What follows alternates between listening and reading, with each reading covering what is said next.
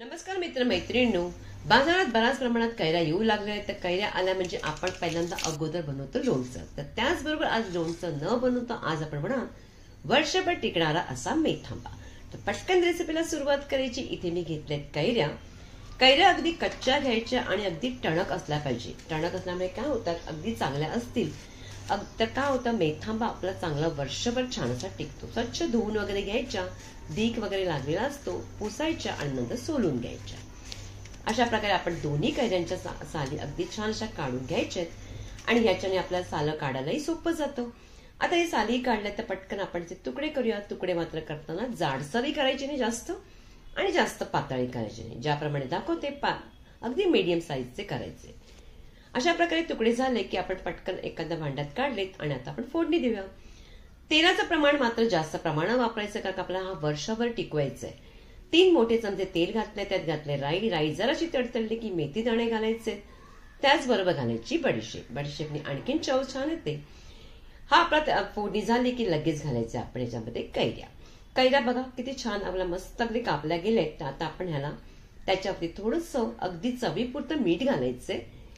मीठ घातल्यानंतर अगदी फक्त आपण त्याला परतून घ्यायचंय. मीठ का बरं घालायचं, मीठ घातल्यामुळे काय होतं, कैरी ना पटकन शिजली जाते आणि जास्त वेळही लागत नाही. अगदी एक दोन मिनिटांमध्येच ती आपली कैरी छान अशी शिजली जाते.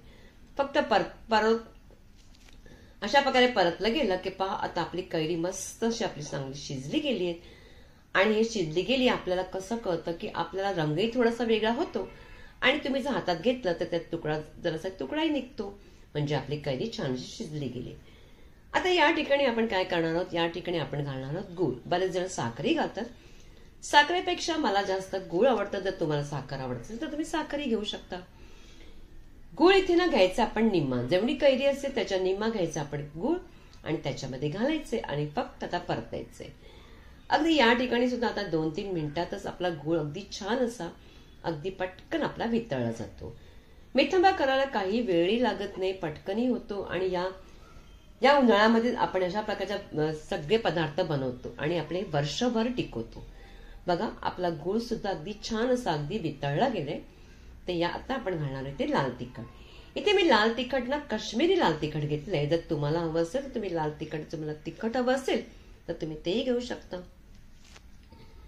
लाल तिखट इथे मी 2 मोठे चमचे असे घालणार आहे आणि ते घालून फक्त आपण इथे परतवायचे.